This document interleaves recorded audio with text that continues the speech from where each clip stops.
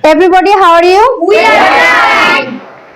এই লেসনটা সাজানো হয়েছে ভার্ব দিয়ে বাক্য গঠন, অর্থাৎ ভার্ব দিয়ে আমরা কিভাবে বাক্য তৈরি করতে পারি সেই বিষয়টা শিখব। ভার্ব বলতে আমরা কি বুঝি?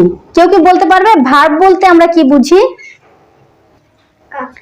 যে কোনো কাজ করাকে ভার্ব বলে, যেমন কাম, আসো, রিড, পড়ো, গো, যাওয়া, ইট, খাওয়া, এগুলো অর্থ ভার্ব। অনেক সুন্দর বলেছো, ওর জন্য একটা হাতে তালি দিয়ে দেই আমরা।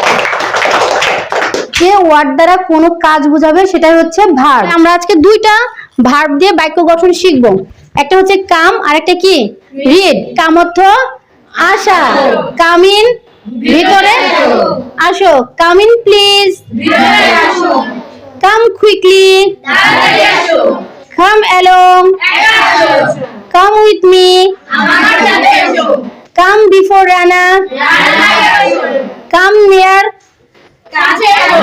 come back, come and sit down, come slowly, come for learning English. আচ্ছা, নেক্সট আমরা আসছি রিড দিয়ে। Read, read now, read loudly, read slowly, read carefully, read with me, read alone, read and write, read or sleep, read only 30 minutes, read again and again, read more and more, read the book. ওকে, এই sentence গুলোর আগে আমরা যদি do not বসিয়ে দেই তাহলে কিন্তু এটা নেগেটিভ বাক্য হয়ে যাবে, নেগেটিভ সেন্টেন্স হয়ে যাবে।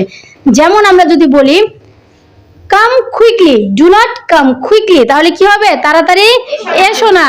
আচ্ছা, এরকম যদি বলি ডোন্ট কাম ব্যাক, ফিরে এসো না। তারপরে রিড উইথ মি, এখানে যদি আমরা নেগেটিভ করি তাহলে কি হবে? Do not read with me, আমার সাথে পড়ো না। এখন আমরা প্র্যাকটিসে চলে যাই। Everybody ready? Yes.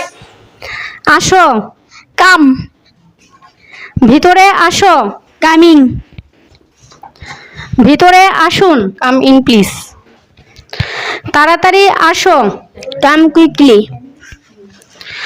একা আসো, কাম অ্যালোন, আমার সাথে আসো, কাম উইথ মি, কাছে আসো, কাম নেয়ার,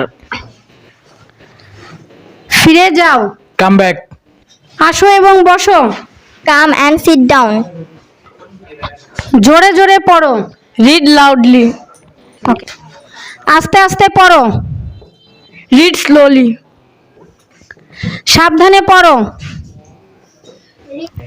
রিড কেয়ারফুলি, আমার সাথে পড়ো, রিড উইথ মি, একাই পড়ো, read alone,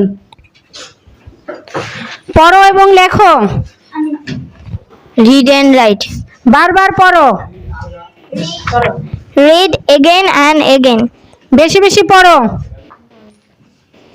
read more and more, বইটি পড়ো, read the book. Okay, thank you.